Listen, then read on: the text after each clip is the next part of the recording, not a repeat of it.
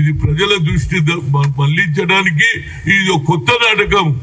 ఏదైతే బీజేపీతో అసోసియేట్ అయినటువంటి పార్టీలు ఒకటే పని పెట్టుకున్నారు. కాంగ్రెస్ రాహుల్ గాంధీ ఎప్పుడైతే కన్యాకుమారి నుంచి కశ్మీర్ నడిచిన తర్వాత we come to the power, we'll conduct అన్నాడు. ఇక్కడ ఆల్రెడీ ఇక్కడ ఉన్నటువంటి ముఖ్యమంత్రి రేవంత్ రెడ్డి కులగన జరుపుతుండు, అసెంబ్లీలో బిల్లు పెట్టిండు. దానికి ఇవాళ కూడా కొత్త కార్యక్రమం. రోజు ఒక నాయకుడు 42% ఎట్టిస్తారో చెప్పండి. అరే ఇస్తున్నాం రా బాబు. దానికి మహేష్ కుమార్ గౌడ్ కూడా అన్నాడు దానికి కట్టుబడి ఉన్నామన్నాం. అదే విధంగా పొన్నం ప్రభాకర్ అంటున్నాడు. మళ్ళీ ఈ స్టేట్మెంట్ ఎందుకు మొన్నడు ఎందుకు ఆపినాం? హైకోర్టులో కేసు ఉన్నది కాబట్టి ఆపినాం. హైకోర్టు క్లియర్ ఇచ్చింది. ఏది సెప్టెంబర్ లోపల ఎన్నికలు, ఎందుకంటే ఎలక్షన్ కమిషన్ 2 నెలల టైం ఇచ్చింది. 2 నెలలు తప్పనిసరిగా ఏది లోకల్ బాడీలలో బీసీలకు ఎస్సీలకు ఏ విధంగా రిజర్వేషన్, మైనార్టీలకు ఏ విధంగా రిజర్వేషన్ ఇచ్చేది నిర్ణయం అవుతుంది. దాని ప్రకారంగా తప్పనిసరిగా ఏది ఈ రాష్ట్రంలో లోకల్ బాడీ అది దిక్సూచి యావత్ భారతదేశంలో ఎవరు చేయని పని మేము చేసినాం. ఎందుకంటే మా నాయకుడు రాహుల్ గాంధీ మాటను శిరసా వహించి రాష్ట్ర ప్రభుత్వం పనిచేస్తుంది కాబట్టి ఈ 42% కూడా తప్పనిసరిగా అమలు చేస్తాం.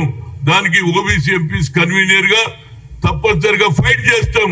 అందరం కూడా బీసీ నాయకులు కాంగ్రెస్ ఉన్నోళ్ళు ఈ జరగబోయే లోకల్ బాడీ ఎన్నికల్లో 42% బడుగు బలైన వర్గాలకు న్యాయం చేయడానికి ప్రభుత్వం ఉన్నది. అదే విధంగా బీజేపీ ఆర్ఎస్ఎస్ వాళ్ళకు చెప్తున్నా, ఈ ఎమర్జెన్సీ బంద్ చేయండిరా బాబు. ఎన్ని రోజులు ఎమర్జెన్సీ అని చెప్తారు. ప్రజలు తీర్పిచ్చిందిరా బాబు. 3 ఏళ్ల లోపల మన అదే ఇందిరాగాంధీ భూ సంస్కరణ అమలు చేసింది. దున్నేవాడికే భూమి ఇచ్చింది. బ్యాంకు నేషనలైజ్ చేసింది. అందుగురించి ప్రజలు అన్నారు ఇందిరాగాంధీ మా బడుగు బలైన వర్గాలకు న్యాయం చేస్తుందని. తీర్పు ఇచ్చినాక కూడా మరి పాత రికార్డు తీసుకొచ్చి పెట్టి దానికి రోజు ఒకరు నేను ఇన్ని రోజులు జైల్లో ఉన్నా, నేను ఇన్ని రోజులు బయట పడుకున్నా, ఇంట్లోకెళ్ళి వెళ్ళిపోయినా, ఇవన్నీ బంద్ చేయండిరా బాబు.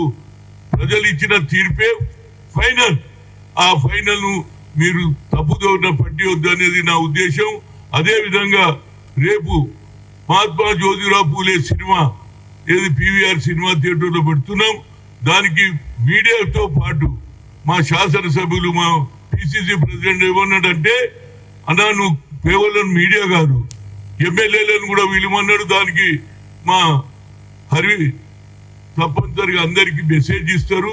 4 గంటలకు రేపు సాయంత్రం పీవీఆర్ సినిమాలో 2 గంటల సినిమా తప్పనిసరిగా చూస్తే ఇవాళ ఆడపడుచులు ఏదైతే భర్తను చంపుతున్నారు, అదే విధంగా బిడ్డ తల్లిని చంపుతున్నారు.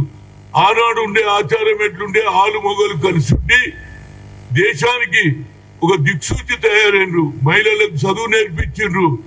తప్పుడు సంస్కారం ఉంటే పొంగడు చచ్చిపోతే ఎంటికలు తీసే ఆచారాన్ని బంద్ చేసిండ్రు.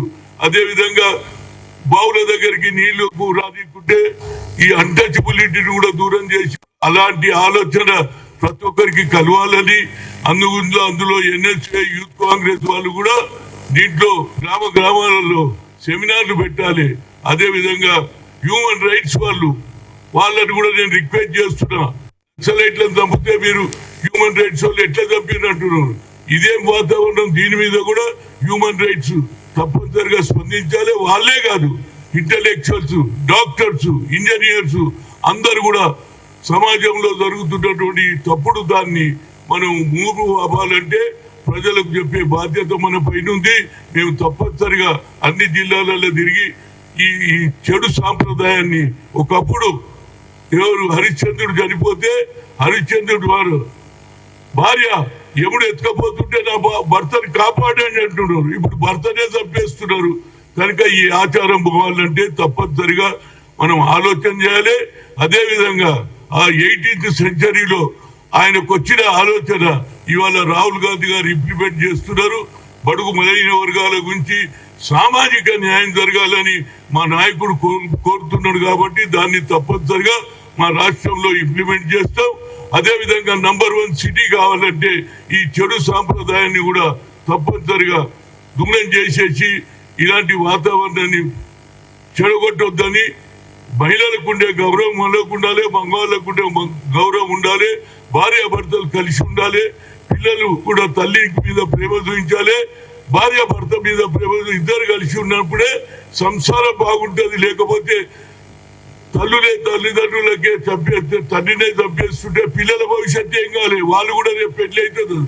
ఇదే విధంగా ఏదైతే లవ్ అఫేర్ జరుగుతుందో ఈ లవ్ అఫేర్స్ పక్కకు పెట్టి ఆలోచన చేయండి. మీరు లవ్ అఫేర్ తెలియకుంటే కావాలంటే మీరు పెళ్లి చేసుకోండి, ఎందుకంటే మీకు వచ్చినటువంటి వయసు సరిపోతుంది కాబట్టి కొట్లాడి చేసుకొని కానీ పెళ్లి చేసుకుంటారు. తర్వాత భర్తను ఏ విధంగా చంపాలని మహిళలే అయ్యేదో పెళ్లి చేసుకుని ఆడపడిచే స్కెచ్ చేసే వాతావరణం నేను చూడలేదు.